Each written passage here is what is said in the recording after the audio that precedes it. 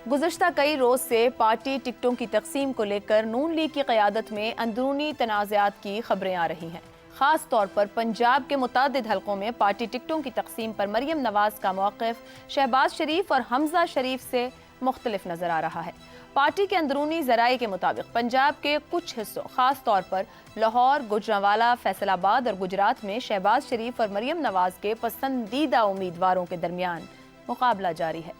हमज़ा शहबाज जो गुज़श्ता कई सालों से पंजाब, ख़ास तौर पर शिमाली और वस्ती पंजाब की इंतखाबी सियासत पर गहरी पकड़ बनाए हुए हैं, उन्होंने आज पार्टी इजलास में नवाज शरीफ के सामने वाज़े अल्फाज में कहा है कि मियाँ साहब, पार्टी में काम करने वाले लोगों को नज़रअंदाज किया जा रहा है।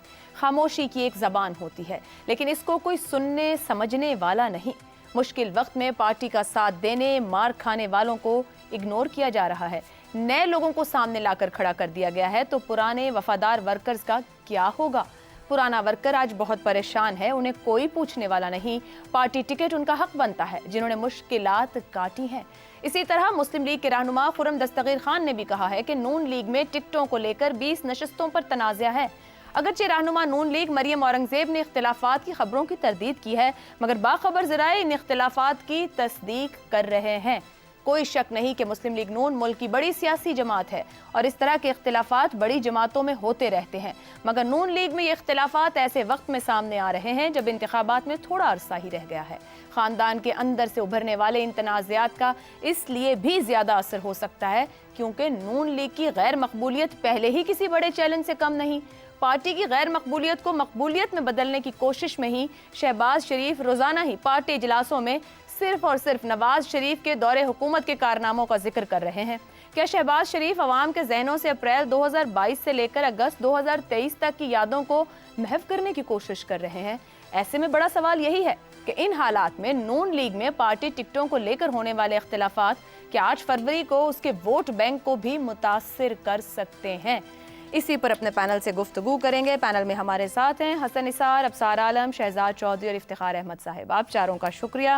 प्रोग्राम का पहला सवाल, नून लीग के मजबूत हलकों में टिकटों की तकसीम पर इख्तिलाफात, हमजा और मरियम की अलग अलग चॉइसेस, भतीजे के ताया से खुलकर शिकवे, क्या नवाज शरीफ इख्तिलाफात दूर कर पाएंगे? हसन निसार साहब, ये इख्तिलाफात की गूंज तो हमेशा से रही। नून लीग एक बड़ी जमात है, नून और शीन की भी बातें होती रही, मगर अब वक्त कम है, मुकाबला सख्त है, टिकटें देनी है, बेहतरीन उम्मीदवार सामने आने हैं। क्या भतीजे की बातें, भतीजे के जो इंतखाबी ग्रिप है, उसको नवाज शरीफ साहब एड्रेस करेंगे? मैं आपको करेक्ट करने की जरूरत तो नहीं कर सकता, लेकिन अपनी ओपिनियन दे सकता हूँ। बड़ी जमात नहीं है। अच्छा, ये बड़ी जमात थी। ओके, ये मेरा ज़ाती ख्याल है, पता लग जाएगा। ठीक। दूसरी बात ये है कि एक इंतहाई घिसी पिटी और लेकिन तारीखी हकीकत है कि इक़्तिदार का कोई रिश्तेदार नहीं होता, ये फ़कत अरेंजमेंट्स होते हैं। अच्छा, पावर प्ले में बाप बेटा भाई भाई की औकात, इस रिश्ते की औकात कोई नहीं है, ये सानवी हो जाते हैं, तो ये तो चचा भतीजा हैं। सारा खेल इनका जो है ना वो मोहब्बत का नहीं है, मजबूरी का है। बड़ी वो शबाज सपूडें नहीं पजीराई मिली, ये तो अल्लाह पाक का करम होता है इंसानों पे। कोई पॉपुलर हो जाता है, कोई ज़्यादा लायक फायक बेहतर होने के बावजूद वो पजीराई नहीं मिलती। ये तो पता नहीं, आई डोंट नो, मुझे तो आज तक इस सारी सूरत हाल की समझ नहीं आई, लेकिन रियलिटी है कि माइनस नवाज शरीफ, बड़ी पार्टी नहीं, जितनी भी रह गई उसमें सवाए नवाज शरीफ के, और उसके बाद खासा बाद शायद मरियम, ख़त्म। आखिरी फैसला करेगी वोट की मंडी। ये तो वो खेल है जिसमें ताज़ा तरीन मिसाल मैं आपके सामने रखता हूँ कि चौधरीज ऑफ गुजरात में स्प्लिट हो गया, जिसका मुझे ज़ाती तौर पे और तरह का दुख है कि ये एक मिसाल थी, लोग इसकी मिसाल दिया करते थे। तो ख़ानदानी लोग हैं, तीसरी चौथी नस्ल है अब इस खेल में। ये तो अभी भांडा फूट जाएगा चौराहे में, देख लेना आप। जब ये खुल के बात सामने आ गई कि कोई अब नहीं रह गया, कोई मतलब कोई बड़ी पार्टी जो आपने कहा है, ये हकीकत जिसन لیکن وہ آپ نے ایک بات کی نا کہ شہباز سپیڈ کو پذیرائی نہیں ملی، کرم ہوتا ہے کسی پہ ہو، مگر میں آنے والی ان کی جنریشن تو کھڑی ہے سیاست کے لیے، جہاں مریم نواز ایک کرشماتی شخصیت ہیں، کراؤڈ پولر ہیں، ہم نے دیکھا گزشتہ 3-4 سال میں ٹف ٹائم میں جلسے کرتی رہی ہیں۔ حمزہ شہباز کو کہا جاتا ہے انتخابی سیاست کے ماہر ہیں۔ جی ایک منٹ، ایک منٹ، دوسری آپ نے نا میرے نزدیک، میں اگین میری یہ مجال نہیں ہے کہ میں آپ سے آپ کی بات کو رد کروں، لیکن پھر وہی اختلاف قطن پراؤڈ پولر شولر نہیں ہے، اچھا یہ یاد رکھنا۔ ٹھیک ہے، یہ پچھلے 2-3 جگہ پہ جا کے جو کراؤڈ پول ہوا ہے یا پش ہوا ہے، میں نے تو ٹی وی پہ دیکھا ہے۔ صحیح ہو گیا۔ میں تو ذاتی طور پہ میں تو نہیں جلسہ جلوس دیکھتا، میں تو سنتا ہوں اور دیکھتا ہوں۔ جو دیکھا اور جو سنا ہے اس کے مطابق she is not a crowd puller. ایک شغل میلہ تھا، وہ آیا گزر گیا۔ اچھا چلیں، اس سے تو آپ اگری نہیں کرتے۔ حمزہ شہباز نے بڑا انتخابی طور پر حلقوں کے اندر کام کیا ہے، کہا جاتا ہے کہ انتخابی سیاست کے ماہر ہیں، اس سے اگری کرتے ہیں کہ اس سے بھی اگری نہیں کرتے آپ؟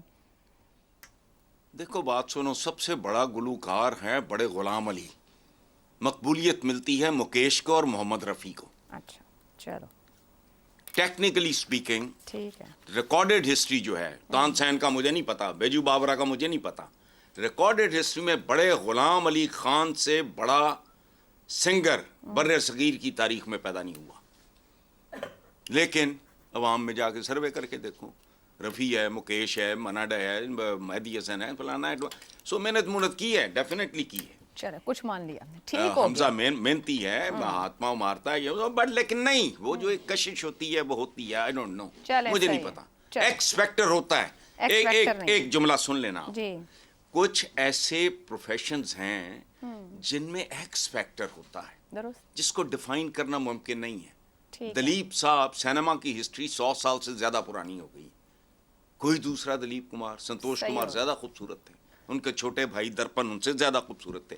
یہ نہیں ہوتا، ایکس فیکٹر ہے کوئی، مجھے نہیں پتا۔ چلیں جی، ہم موسیقی کے ایکس فیکٹر سے سیاست کے ایکس فیکٹر میں واپس آتے ہیں۔ حمزہ ہاں جی، نہیں، نا ہر اس طرح کے یہ گلیمرس کام ہے، اوکے، یہ حمزہ کے قریب سے بھی نہیں گزرا، اب میں کیا کروں؟ ٹھیک ہے، افتخار صاحب گفتگو کو تھوڑا آگے بڑھاتے ہیں۔ 2018 میں اس کے باوجود کہ مسلم لیگ نون کے پاس یکساں مواقع نہیں تھے، فیلڈ اور طرح سے سیٹ تھی، پارٹی نے درست ٹکٹس تقسیم کیے جس کا فائدہ ہوا، وسطی پنجاب میں کامیابی ملی۔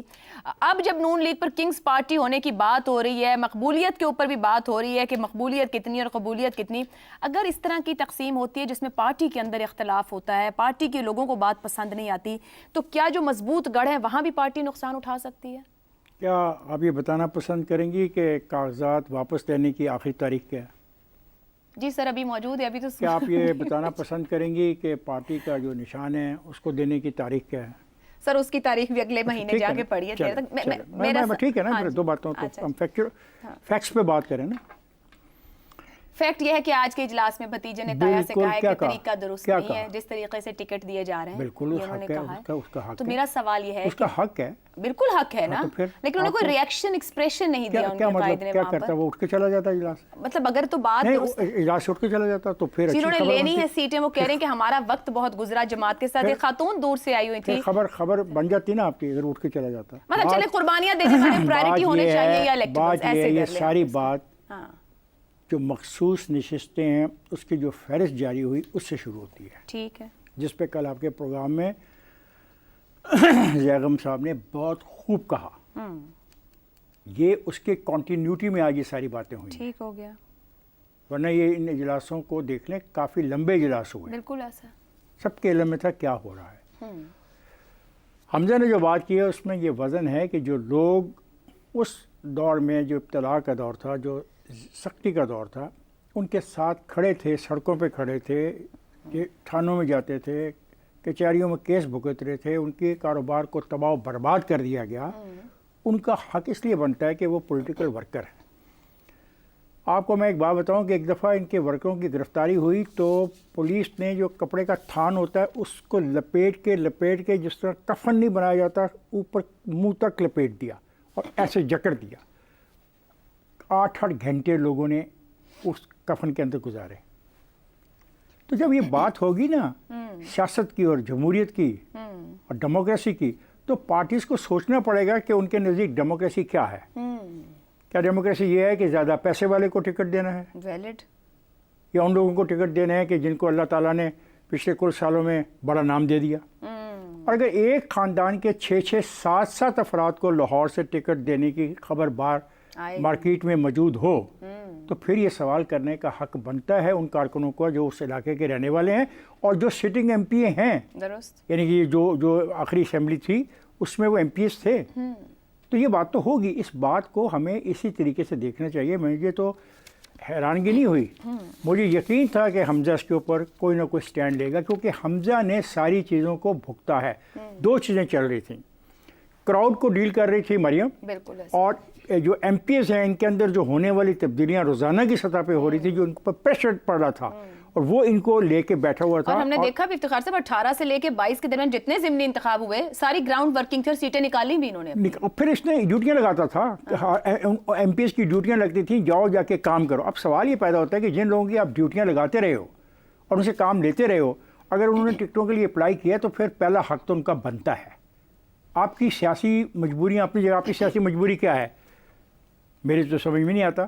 آپ کو اپنی پارٹی کے ٹکٹ پہ اعتماد ہونا چاہیے, اور آپ یہ بات کو سمجھ لیں کہ ہم جیسے بوڑھے لوگوں کا جو دور ہے وہ ختم ہونے والا ہے. کب تک آپ پیسے کے نام پر اور اس نام پر کہ یہ لوگ پاورفل ہیں ان کو چلائیں گے؟ سیاست کریں. اور میں سمجھتا ہوں حمزہ نے جو باتیں کی ہیں یہ کرنی چاہیے تھیں میاں نواز شریف صاحب کے سامنے, تاکہ میاں نواز شریف صاحب کا بھی رد عمل جب آئے گا تو ہمیں سمجھ آ جائے گی کہ یہ پارٹی کا مستقبل کیا ہے, کیونکہ یہ پارٹی کے لیے بہت اہم فیصلہ ہوگا.